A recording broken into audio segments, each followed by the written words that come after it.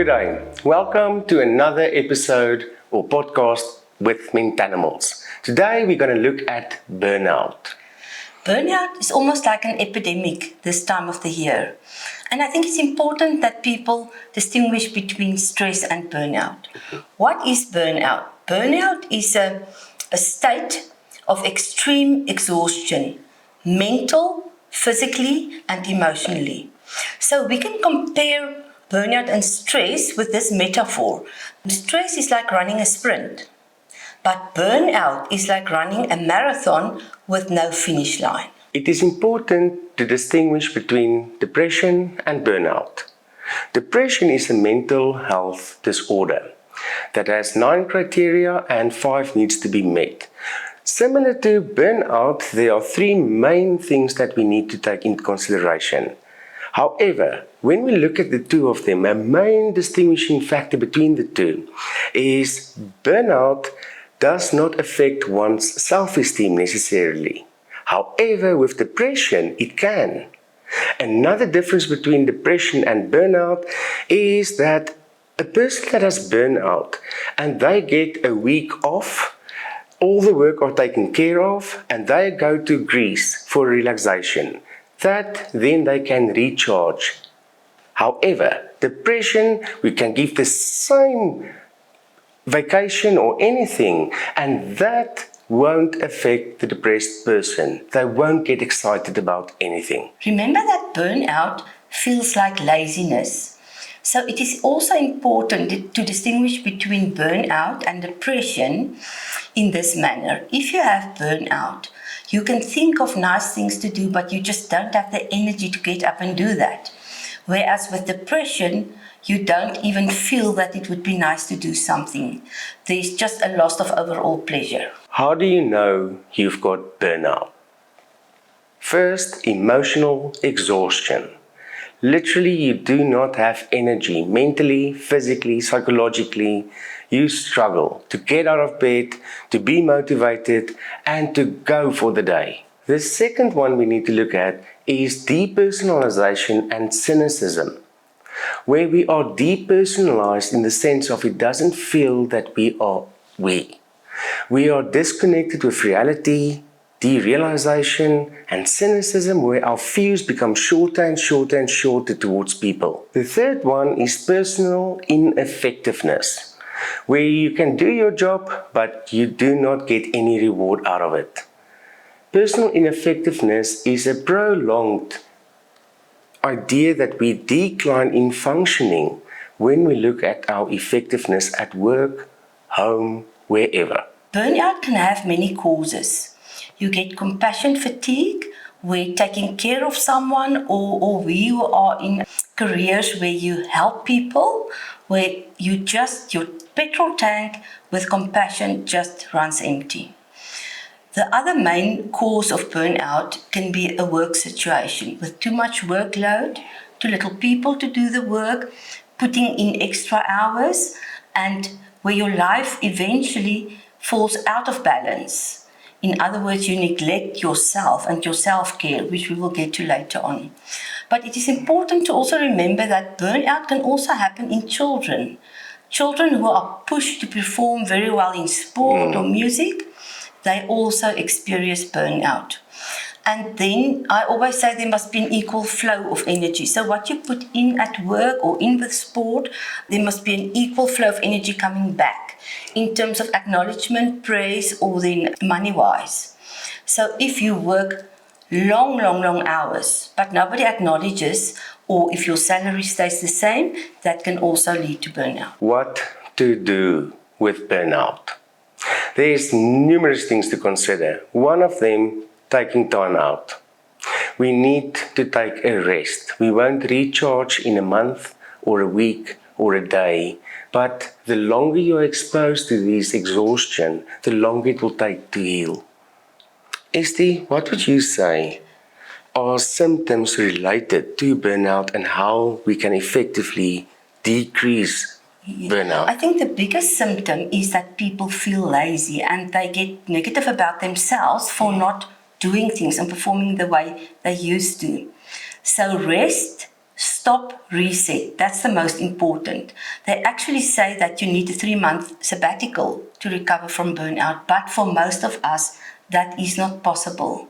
And that's where we have to start looking at mini breaks in terms of, for example, a half an hour in your day where you just stop and close your eyes or just do nothing. Then do nothing is a big part of resetting your brain. You must get bored. That's what they say. So sitting 10 minutes every now and again, just doing nothing is very good for you. And then sleep is also very important. Yes. If you know that you really have burnout and you cannot take sick leave, it's important to try to, for 2 or 3 weeks, get 9 hours of sleep every night. That will help reset. But then also it's important that if you use medication, it will give you the energy, but it won't fix the real burnout in your nervous system. And that's where a lifestyle change is very, very important.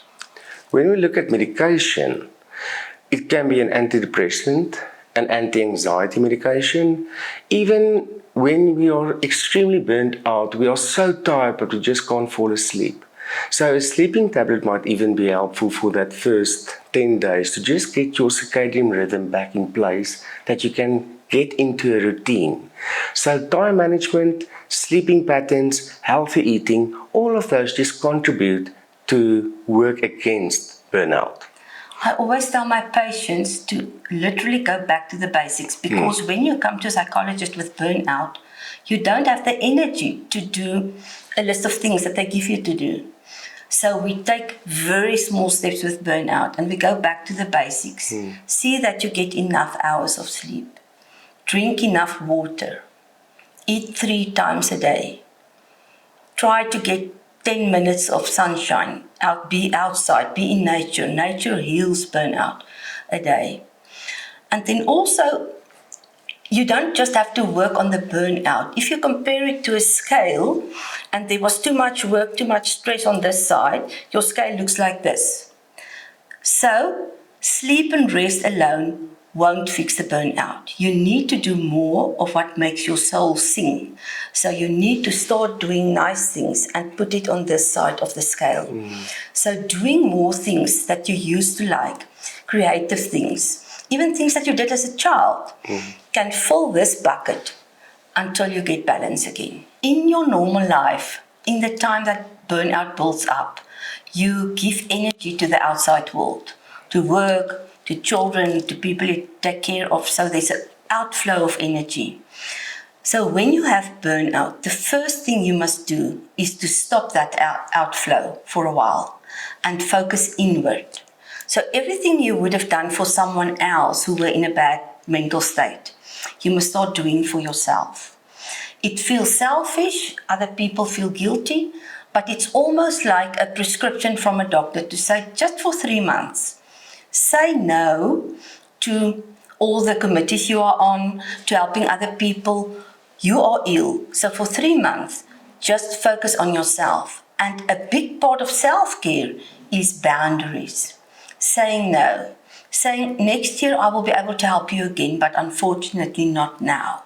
And I always say, if you still want to help, offer information, but don't invest energy. For example, if someone have a financial problem, give them the number of a financial advisor and say, listen, contact this person. They can help you.